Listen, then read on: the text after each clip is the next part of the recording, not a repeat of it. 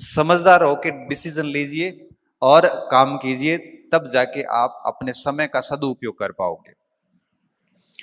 अब जो मैं आपको कह रहा था ना कि भाई 2 वर्ष में कैसे कुछ किया जा सकता है, तो इस हेतु बहुत अधिक चुनौतियां नहीं है, सिर्फ 4-5 चीजें करनी होती है।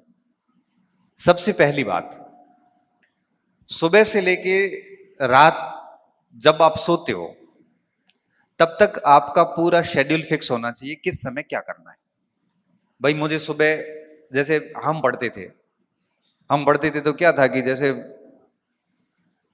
कई बार रात को नींद नहीं आ रही तो रात को बढ़िया पढ़ लिए, 2:30 बज गए 3 बज गए पढ़ लिए, पढ़ के थक गए सो गए, सुबह थोड़ा लेट उठे, लेट उठने के बाद में फिर मुंह धोए, चाय वाय पी और फिर पढ़ना शुरू कर गए।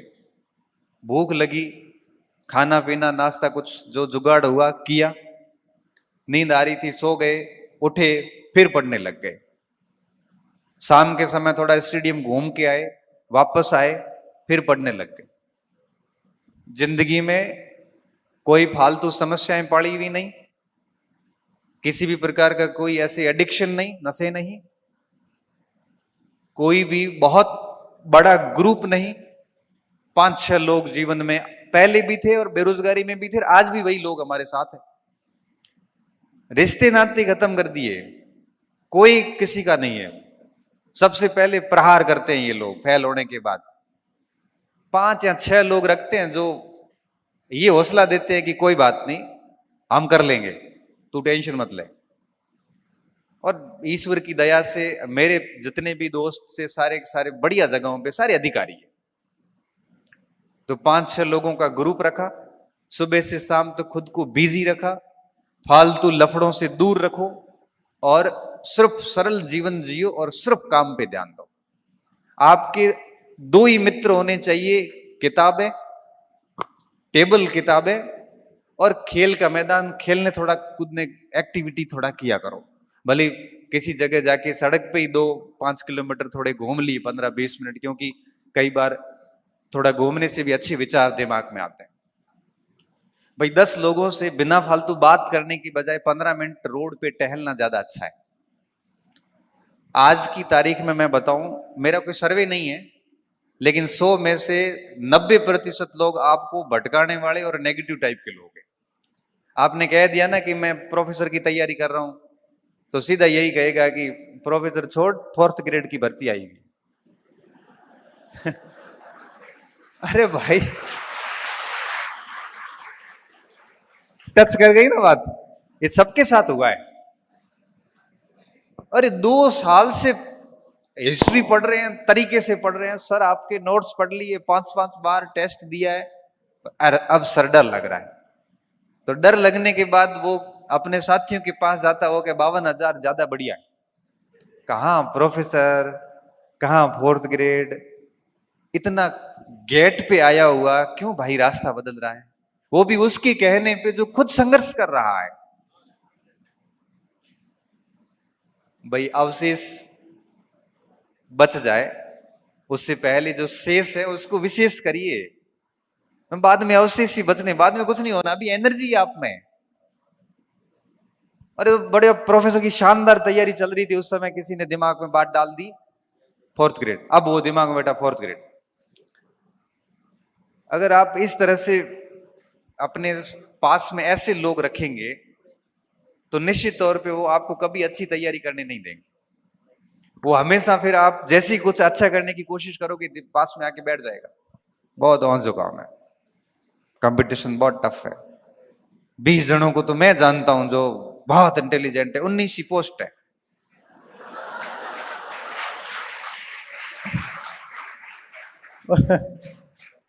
मतलब सारी लिस्ट तेरे से तय होगी पूरे राजस्थान में और कोई नहीं होगा।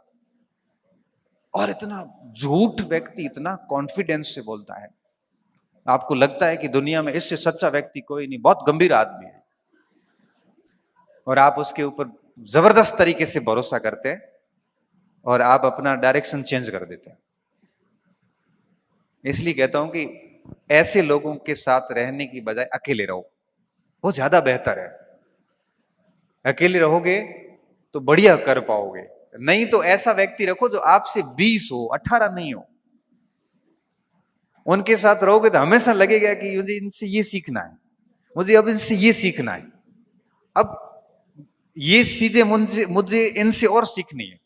अब हर दिन आपको टारगेट मिलेगा कि इस आदमी से मैं कितना सीखूं कि मैं सीखते सीखते सीखते पूर्ण हो जाऊंगा एकदम से। ऐसे व्यक्ति पास में रखिए आप, क्योंकि अगर आप चाहते हो कि जीवन की कहानी 2-3 साल में ये बेरोजगारी का दंश खत्म करना है, तो बहुत बढ़िया लोग पास में रखिए, क्योंकि बहुत कुछ डिपेंड करता है कि आप किसके साथ हैं। सुरेंद्र जी कह रहे थे थोड़ी देर पहले कि मेरी 49, गोविंद की 90 प्लस स्टेट मेरिट में था।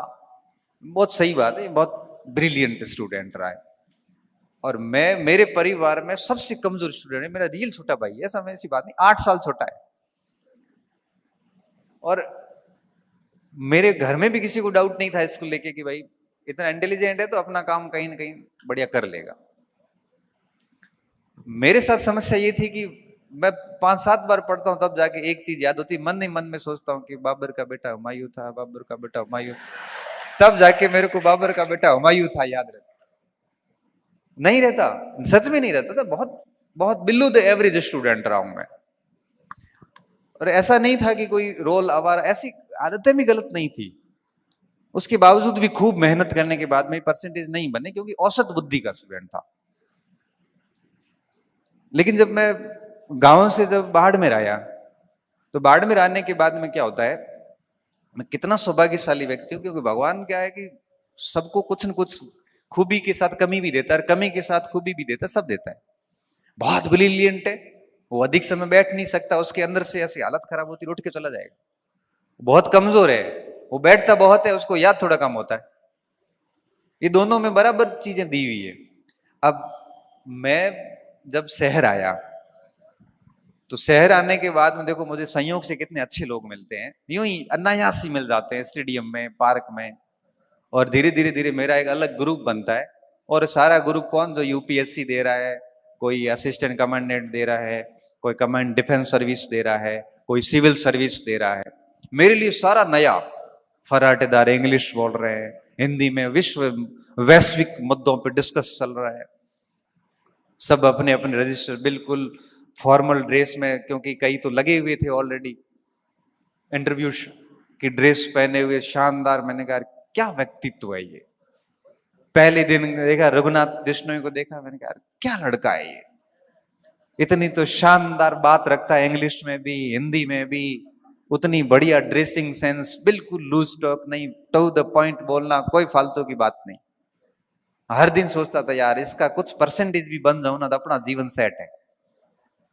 और जब उन लोगों को देखा ना, तो पहले जो साथ में थे ना, तब लगा कि ओ, उनसे दूर होना फायदेमंद है। और धीरे धीरे उन लोगों से दूर होते गए और इन लोगों के करीब जाते गए, स्वार्थ से। स्वार्थ ये था कि कुछ अच्छा कर लेंगे। उनके साथ रह रह के सपने भी बड़े देखने शुरू कर दिए, पढ़ना कैसे ये भी पता चल गया। कल ही मैं रघुनाथ से बात कर रहा था, मैंने कहा यार एक बात बता, कि मैं अभी 14 अप्रैल को जोधपुर गया था, डॉक्टर भीमराव अंबेडकर जयंती के अवसर पर मैं यूनिवर्सिटी के अंदर रिसोर्स पर्सन था। सुरेंद्र जी वहीं थे, बड़े बड़े प्रोफेसर आए हुए थे, मैं सबसे जूनियर व्यक्ति था वहां पे। और सुरेंद्र जी उस समय मेरी चेहरे की सिकन को पहचान रहे थे कि आज पहली बार बंदा एकदम मायूस बैठा है। बाकी मैं ऐसे मंचों पे मायूस होता नहीं हूं। मायूस क्यों? क्योंकि जो विद्वान बोल रहे हैं, इतना तगड़ा बोल रहे हैं कि ये 14 अप्रैल की बात है, 5 दिन पहले की। मैं अंदर ही अंदर कॉन्फिडेंस हो गया, यार क्या ज्ञान है इनका। और मैं यूं ही फालतू हवा में ही बैठा हूं, मतलब बात यही है कि मैं हवा में हूं। मैंने सबको सुना, मैंने मेरी तरफ से भी जो बात रखनी थी मैंने रख ली। और मुझे पता है कि मैं उनकी कुछ परसेंटेज भी बात नहीं रख पाया हूं। घर आया, मैं सोचने के लिए मजबूर हुआ। मैंने रघुनाथ को सुबह फोन किया 15 तारीख को, अभी मैं आपको नई बात बताता हूं। मैंने कहा रघुनाथ एक बात बता। अब रघुनाथ और हम कहते 17-18 साल से साथ हैं। मैंने कहा मैंने भी खूब पढ़ा है डॉक्टर अम्बेडकर को, और उन्होंने भी खूब ही पढ़ा होगा। क्या ऐसा कारण है कि उन्होंने इतनी बढ़िया बात रखी तो मैं रख नहीं पाया? क्योंकि ना देखा 3 चीजें होती है, तुम ऐसी टेंशन मत ले, 3 बातें होती है। ये के ई फॉर्मूला काम करता है। देखो वो एज इट इज ऐसे ही बोल रहा है। मैंने कहा क्या?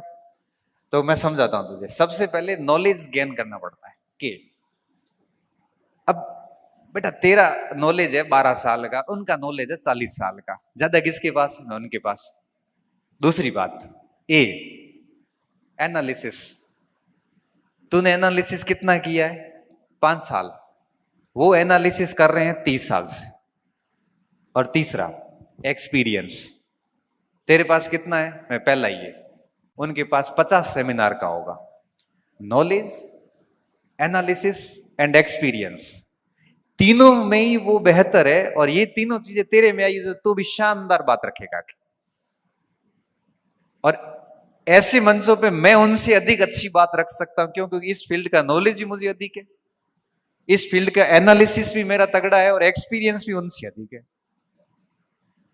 उस समय जाके मेरे को थोड़ा ठीक लगा कि भाई मैं गलत नहीं हूं, अनुभव की कमी है, और समय के साथ मैं पढ़ता रहूंगा तो मैं भी उन विद्वानों की तरह अपनी बात रख सकता हूं। एक अच्छे दोस्त का होने का इतना फायदा मिलता है कि आप जिंदगी में किसी भी मोड़ पे उससे बात करके अपनी उलझनों को दूर कर सकते हो। अब आप सोच सकते हो कि आप मेरे बारे में ये सोचते होंगे कि बड़ी छवि बना रखी होगी सर ये वो, जबकि मैं खुद फंसता हूं तब मैं किसी से पूछता हूं कि यार ऐसी स्थिति, इसका क्या करना, कैसे, क्या मैं कमजोर हूं या मुझे और क्या करना चाहिए? तो कोई भी व्यक्ति पूर्ण नहीं होता। तो मैं कह रहा था आपको कि अपना अच्छा ग्रुप रखिए पास में।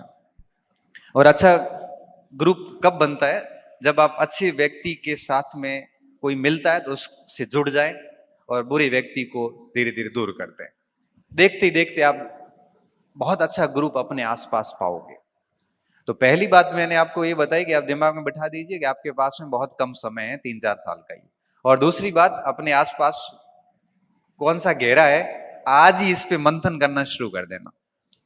कोई कितना ही अच्छा दोस्त है लेकिन नेगेटिव टाइप का है, आपको वो उठा नहीं सकता, तो दूरी बनाना ही फायदेमंद है। क्योंकि एक समय बाद वो आपको नुकसान नहीं करेगा, फायदा तो नहीं पहुंचाएगा। क्योंकि जो पीछे है वो पीछे लाने की कोशिश करेगा, और आगे है वो आगे ले जाने की कोशिश करेगा। तो ऐसा प्रयास कीजिए कि आपके आसपास लोग अच्छे हो।